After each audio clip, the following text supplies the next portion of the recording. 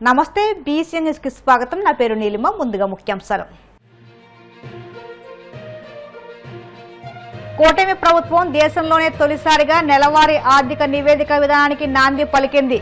మంత్రి కొలుసు పాదసారథి వెల్లడి.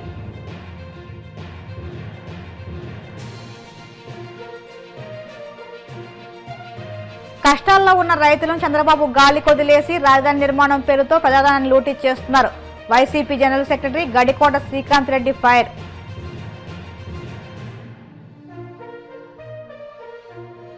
చంద్రబాబు డైవర్షన్ రాజకీయాలకు రేవంత్ రెడ్డి సహకరిస్తున్నారన్న వైసీపీ నేతలు. నాగార్జున యాదవ్ 2 ఏళ్ల కిందటి వ్యాఖ్యలపై ఇప్పుడు కేసు పెట్టడం సిగ్గుచేటని వ్యాఖ్య.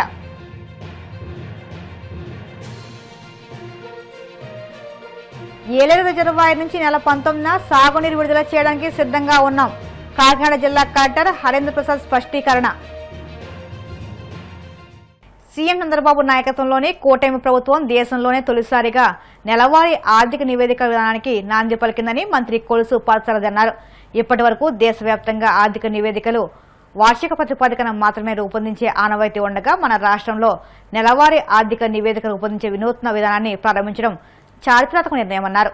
అమరావతి సచివాలయంలో ఆయన మీడియాతో మాట్లాడారు. సెక్రటరీలు, హెచ్ఓడీలు, మంత్రులు సమావేశ వివరాలను వెల్లడించారు. స్వర్ణాంధ్ర 2047 లక్ష్యాల సాధనకు ఏటా 15% ఆర్థిక వృద్ధితో పాటు 20 నుంచి 25% వరకు ఆదాయ వృద్ధి సాధించేలా పనిచేయాలని శాఖలన్నింటికీ సీఎం ఆదేశించారన్నారు. చనిపోయిన మత్స్యకారుల కుటుంబాల్లో జగన్ భావోద్వేగాలు రెచ్చగొడుతున్నారని, క్రిమినల్ గంజాయి బ్యాచ్ ను ప్రోత్సహించేలా మాట్లాడుతున్నారని ధ్వజమెత్తారు. దేశంలో ఏ రాష్ట్రం చేయని ఆలోచించని ఒక కొత్త విధానానికి నాంది పలికిందని చెప్పేసి మనం చేస్తున్నాను. సాధారణంగా మనకు తెలిసింది ఎకనామిక్ రిపోర్ట్స్ అన్నీ కూడా వార్షిక యాన్యువల్ బేసిస్ మీద రిలీజ్ చేయబడతా ఉంటాయి.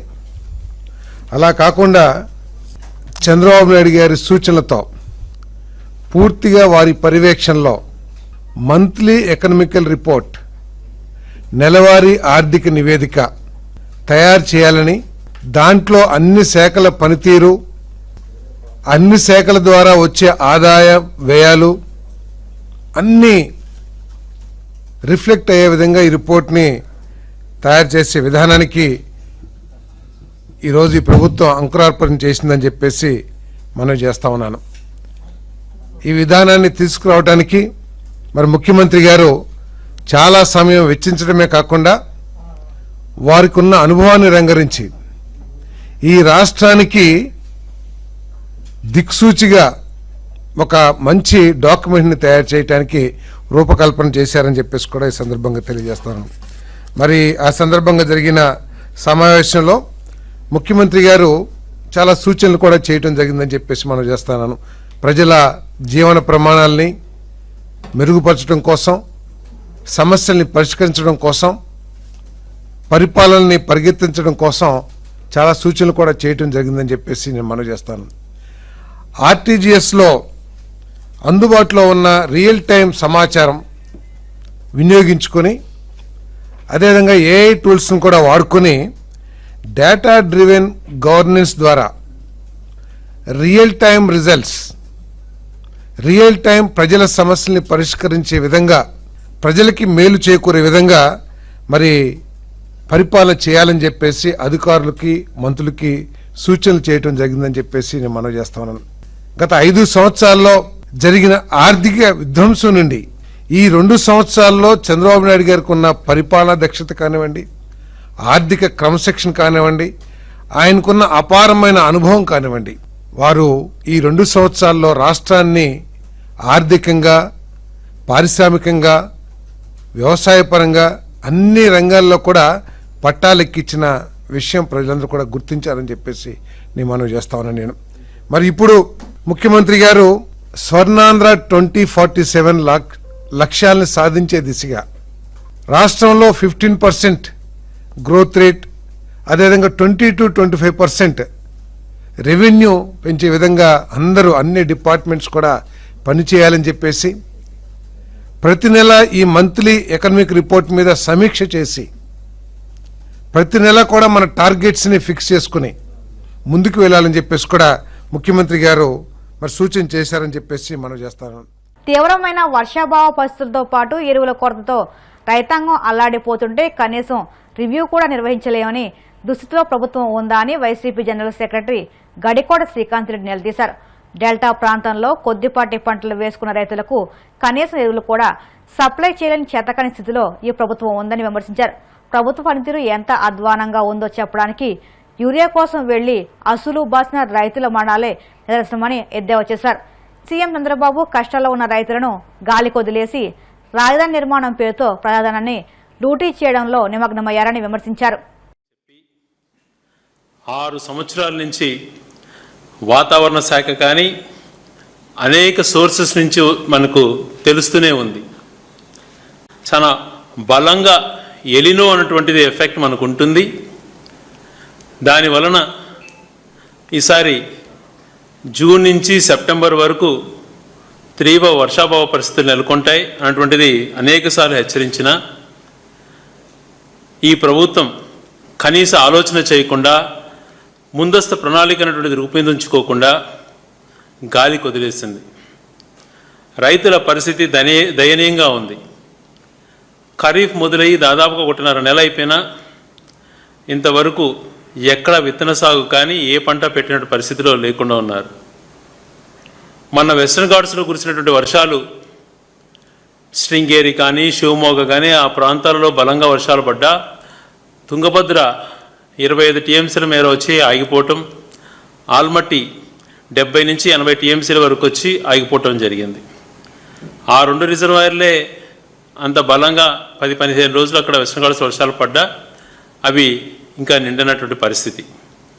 ఇంకా ఏ రకంగా మనకు శ్రీశైలం కానీ నాగార్జున సాగర్కి కానీ పులిచింతలకు కానీ ప్రకాశం బ్యారేజ్కి కానీ వచ్చే పరిస్థితులు మనకు దరిదాపున కనిపించట్లేదు. దానికి ముందస్తుగా ఏమైనా ప్రణాళిక రూపొందించుకునేవో లేకపోతే రైతులకు దానికి తగ్గటువంటి సహాయం చేయడమో అన్నటువంటిది ఏ రోజున ఆలోచన చేయలేదు. మేలోనే విత్తన సరఫరా జరగాల్సిన పరిస్థితులు ఉంటే కనీసం దాని గురించి ఊసే ఎత్తుకోలేదు. ఎరువుల సంగతి ఇక్కడ ఇంకా పూర్తి పంటలు పెట్టుకొని పెద్ద రిక్వైర్మెంట్ లేకపోయినా అక్కడక్కడ కెనాల్స్ కిందనో డెల్టా ప్రాంతంలో కొంచెం పంటలు పెట్టుకున్నటువంటి వాళ్ళకు కొద్దో గొప్ప అవసరమైనటువంటి ఎరువులు కూడా సప్లై చేయలేకుండా పోతున్నారు. నిన్న శ్రీకాకుళంలోనే ఎరువుల యొక్క దాంట్లో తొక్కిస్లాటలో రైతు కూడా చనిపోవడం జరిగింది. అంతకుముందు కూడా ఒక రైతు మరణించడం జరిగింది. చీమ కుట్టినటువంటి ఇది కూడా ఈ ప్రభుత్వానికి లేదు. ఎందుకు వీళ్ళకు ఇంత నిర్లక్ష్యం అర్థం కావట్లేదు. ఇప్పుడు ఇంత వర్షాభావ పరిస్థితిని ఎదుర్కొన్నాయి. ఎక్కడ చూసినా పశుగ్రాస కొరత వచ్చేటువంటి పరిస్థితి ఏర్పడింది.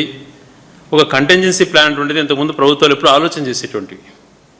రైతులకు సంబంధించి బీమా వచ్చేది ఉందా, లేకపోతే ఏదైనా వాళ్ళకు పెట్టుబడి నిధి కింద ఇవ్వాల్సినటువంటి సహాయం చేద్దామా అన్నటువంటి ఆలోచనే లేకుండా, సున్నాకు వడ్డీకి ఇవ్వాల్సినటువంటి పరిస్థితులు అవి ఏవి ఆలోచన చేయకుండా, పండినటువంటి పంటకు గిట్టుబాటు ధర లేక గాలి కొదిలేసి ఇంతవరకు ఒక్క రివ్యూ అన్న వ్యవసాయం పైన అధికారులతో నిర్వహించలేదు అని అంటే వీళ్ళ చిత్తశుద్ధి ఉందో అర్థం కావటం లేదు.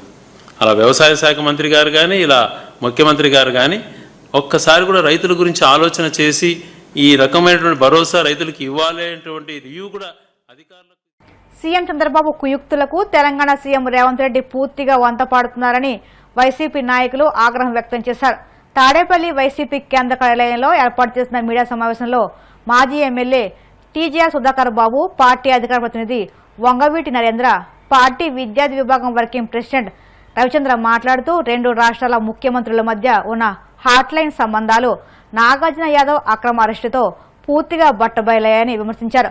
2 ఏళ్ల కిందటి వ్యాఖ్యలపై ఇప్పుడు కేసు పెట్టడం సిగ్గుచేటని, ఏఐ ద్వారా వాటిని సృష్టించారనేది కూడా నిర్ధారించుకోకుండా కేసులు పెట్టారని ఆరోపించారు. నాగార్జున యాదవ్ ఏమో ఇంకా ఎక్కడికి కూడా ఎదగని ఓ కుర్ర వయసు యువనాయకుడు. పిల్లకాయలు టెలివిజన్ డిబేట్లలో ఏదో ఒకటి విషయాన్ని మాట్లాడితే టెలివిజన్ డిబేట్ల ఆధారంగానే మనం గనక శిక్షాస్మృతిని అమలుపరిచే పని అయితే, చట్టాన్ని మనం అమలుపరిచే పని అయితే, కేసులు కట్టే పని అయితే ప్రతిరోజు ప్రతి డిబేట్లో ఒక 10 కేసులు పెట్టవచ్చు. మనం ఏది కేసు పరిగణలోకి తీసుకోవాలి, దేన్ని కేసుగా పరిగణించాలి, ఏది నేరంగా భావించాలనే అంశం కనీస స్పృహ ఉండట్లేదు. ఈ రోజున ఆంధ్రప్రదేశ్లో జరిగే ఘోరాలు నేరాలకి తెలంగాణ ముఖ్యమంత్రి గారు కూడా వంతపాడుతున్నట్టుగా తెలంగాణలోని కొన్ని శక్తులు కూడా చంద్రబాబు నాయుడుకు కుయుక్తి రాజకీయాలకు అంతపడుతున్నట్టుగా సుస్పష్టమైపోయింది. ఇదైతే టెలివిజన్లో మాట్లాడిన అంశం కాదు, ఒక డిబేట్లో మాట్లాడిన అంశం కాదు. భారీ బహిరంగ సభలో తెలంగాణ ముఖ్యమంత్రి రేవంత్ రెడ్డి పచ్చ టవలేసుకుని, పచ్చ కండవ వేసుకుని, మా అభిమాన నాయకుడు, మా ప్రాణప్రదమైన వైఎస్ఆర్ గారి మరణం గురించి అంత వ్యంగ్యంగా వెటకారంగా మాట్లాడాడు కదా. అంటే రేపు మేము పవర్లోకి వచ్చిన తర్వాత ఈ ముఖ్యమంత్రి మీద కూడా, అంటే ఈనాటి తెలంగాణ ముఖ్యమంత్రి మీద కూడా ఖచ్చితంగా అది ఎఫెన్సే అవుతుంది కదా. మాజీ ముఖ్యమంత్రి అయిన వైఎస్ఆర్ గారి మరణం మీద అంత వ్యంగ్యంగా మాట్లాడిన ఈనాటి తెలంగాణ ముఖ్యమంత్రి రేపొద్దున వైఎస్ఆర్ కాంగ్రెస్ పార్టీ 2029 అధికారంలోకి వచ్చిన తదుపరి మేము కూడా ఆ వ్యాఖ్యలు ఆధారంగా చేసుకుని తెలంగాణ ముఖ్యమంత్రి మీద కేసు పెట్టొచ్చా? ఈ రోజు నుంచి రేపు ఎన్నికలు జరిగేదాకా ఏ టెలివిజన్ డిబేట్ అయినా, మరి ముఖ్యంగా TV5 డిబేట్ అయినా, ABN డిబేట్లైనా, లేదా మిగతా ఛానల్స్ ఏ డిబేట్లైనా మాజీ ముఖ్యమంత్రి వైఎస్ జగన్మోహన్ రెడ్డి గారి మీద మాట్లాడుతున్న మాటలన్నిటి మీద కూడా కేసులు పెట్టొచ్చు. నాగార్జున యాదవ్ మాట్లాడింది మాటలు తప్పైతే రెడ్ బుక్ రాజ్యాంగం అమల్లో ఉందని చెప్పని అందరం భావించాం. కానీ ఆంధ్ర రాష్ట్రంలో ఉన్నటువంటి ముఖ్యమంత్రి గారికి, తెలంగాణలో ఉన్న ముఖ్యమంత్రి గారికి కూడా హాట్ లైన్ సంబంధాలు ఉన్నాయి వీళ్ళిద్దరి మధ్య అనేది ఎన్నో సందర్భాల్లో మేము ప్రస్తావించడం జరిగింది. ఒక నెల రోజుల క్రితం కూడా వీళ్ళు ఒక చోట పబ్లిక్గానే కలవడం కూడా జరిగింది. అంటే చంద్రబాబు నాయుడు గారు ఎన్డీఏ కూటమితో ఆయన సంబంధాలు పెట్టుకుని చాటుమాటున వ్యవహారాలన్నీ కూడా ఇంకొక యూపీఏ గవర్నమెంట్తో ఆయన మాట్లాడటం జరుగుతుందంటే ఇది ఎట్లా ఉందంటే పెళ్లి ఒకళ్ళని చేసుకుని సంసారం ఇంకోళ్ళతో చేస్తున్నట్టుగా వీళ్ళ వ్యవహారం ఉందనేది చాలా స్పష్టంగా తెలుస్తుంది. ఎందుకంటే సూత్రాలకి వ్యతిరేకంగా, ప్రజాస్వామిక సూత్రాలకు వ్యతిరేకంగా తెలంగాణ పోలీసులు, తెలంగాణ రాష్ట్ర ప్రభుత్వం అరెస్టు చేయడాన్ని, ఎత్తుకెళ్లడాన్ని ఈ రాష్ట్ర పోలీసుల సమక్షంలో నోటీసులు అందజేసి వివరణ తీసుకోకుండా రాత్రికి రాత్రే ఎలాంటి సమాచారం, పేరుకి నామమాత్రంగా మేము లోకల్ పోలీస్ స్టేషన్కి సమాచారం ఇచ్చామనే పేరు మాత్రమే చెప్పారు తప్ప లోకల్ పోలీసుల సహకారం లేకుండా తెలంగాణ పోలీసుల్ని ఉపయోగించుకొని అరెస్టు చేయడాన్ని మేము తీవ్రంగా ఖండిస్తా ఉన్నాం. నాగార్జున యాదవ్ని బేషరతుగా తక్షణమే విడుదల చేయాలి. సాధారణ కేసుని క్రిమినల్ కేసుగా మార్చే తెలంగాణ ప్రభుత్వ నిర్ణయాన్ని తక్షణమే ఉపసంహరించుకోవాలని మేము డిమాండ్ చేస్తా ఉన్నాం. ఇదే సందర్భంలో ఒక రాజకీయ వ్యాఖ్యల్ని క్రిమినల్ వ్యాఖ్యలుగా చిత్రీకరిస్తూ ఇక్కడ చంద్రబాబు నాయుడు శిష్యుడు అక్కడ తెలంగాణ రాష్ట్ర ముఖ్యమంత్రిగా ఉన్నాడు. ఇప్పుడు కాసేపు ప్రకటనలు.